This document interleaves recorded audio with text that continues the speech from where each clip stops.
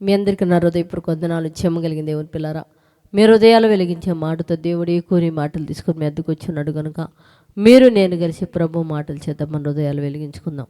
రాత్రికాలం నుంచి మిమ్మల్ని, మీ కుటుంబాన్ని, మమ్మల్ని, సంఘాన్ని, భూమి మీద ఉన్న ప్రతి బిడ్డని జ్ఞాపకం చేసుకుని ఊపిరినిచ్చేవానిచ్చిన దేవునికి మన ప్రభు అయిన యేసుక్రీస్తు వారి నామములో శిరస్సు వంచి వందనాలు తెలియచేసుకుంటూ, ఈరోజు దేవుడు ఏ మాటలు చేతైతే మన హృదయాలు వెలిగించాలనుకున్నాడో వాటిని ఒకసారి మనం ధ్యానం చేయగలిగితే దేవుని పిల్లరా, 2 కొరింథీయులకు రాసిన పత్రిక 1వ అధ్యాయము 20వ వచనంలో మరి దేవుడు ఏ వాగ్దానం చేత మన హృదయాలు వెలిగించాలనుకున్నాడో వాటిని ఒకసారి మనం చూడగలిగితే, దేవుని వాగ్దానములన్నీ క్రీస్తునందు అవునట్లుగానే ఉన్నాయి. అంటే దేవుడు భూమి మీద ఏ వాగ్దానాలు అయితే చేశాడో ఆ వాగ్దానాలన్నీ మీరు పొందాలన్నా, అనుభవించాలన్నా మొట్టమొదటిగా అవి యేసుక్రీస్తు ద్వారా మీకు అనుగ్రహింపబడతాయి. కనుక యేసుక్రీస్తు వారిని మీ సొంత రక్షకుడుగా మీరు అంగీకరిస్తే యేసుక్రీస్తునందు అవన్నీ కూడా అవును అన్నట్లుగా ఉన్నాయి నాయన అని చెప్తున్నాడు. కనుక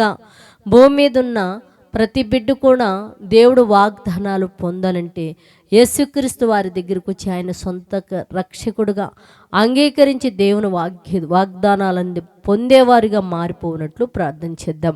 పరిశుద్ధుడా, చెమ్మగలిగిన మా పరలోకపు తండ్రి నైనా, ఇదిగోనైనా నువ్వు మాకు చేసిన వాగ్దానాలన్నీ క్రీస్తునందు అవునన్నట్లుగా ఉన్నాయినా తండ్రి.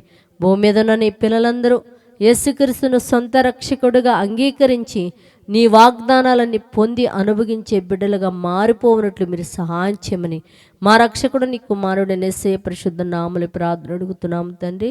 ఆమేన్.